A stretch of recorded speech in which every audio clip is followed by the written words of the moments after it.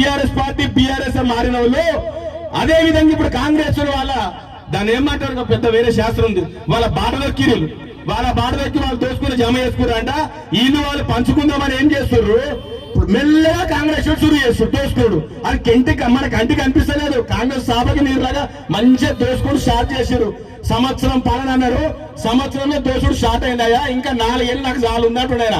మంచిగా రేవంత్ రెడ్డి చెప్తుండు, ప్రజలు నాకు 5 ఏళ్ళు ఇచ్చారు, ఒక్క సంవత్సరం ఏంటంట, ఇంకా 4 ఏళ్ళు నేను కూడా కేసీఆర్ మించి దోసుకుంటా, ఎవరికి వదిలిపెట్టామని చెప్తున్నాడు మంచిగా రేవంత్ రెడ్డి సాబ్.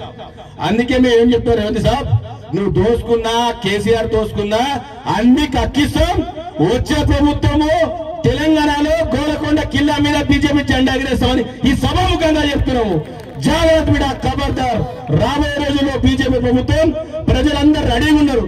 ఎప్పుడెప్పుడు ఎలక్షన్ వస్తుందా, ఎప్పుడెప్పుడు ఎలక్షన్ వస్తుందా, మన ఈవీఎం బటన్లు వస్తుందే కమలం పువ్వు మీద కిర్రమని మూడు మౌతుంది బిడ్డ. ఇది పక్క రాబోయే రోజులలో మనమే గవర్నమెంట్ ఫామ్ చేస్తున్నాము. ప్రతి ఒక్క బీజేపీ కార్యకర్త ఒక 100 మంది సమానం మన బీజేపీ కార్యకర్త. అది ఎవరైనా సరే, ఏ కార్యకర్తకి ఇంత పెద్ద గౌరవం లేదు. అది మన బీజేపీ కార్యకర్తకు ఉన్న గౌరవం ఏ పార్టీలో లేదు.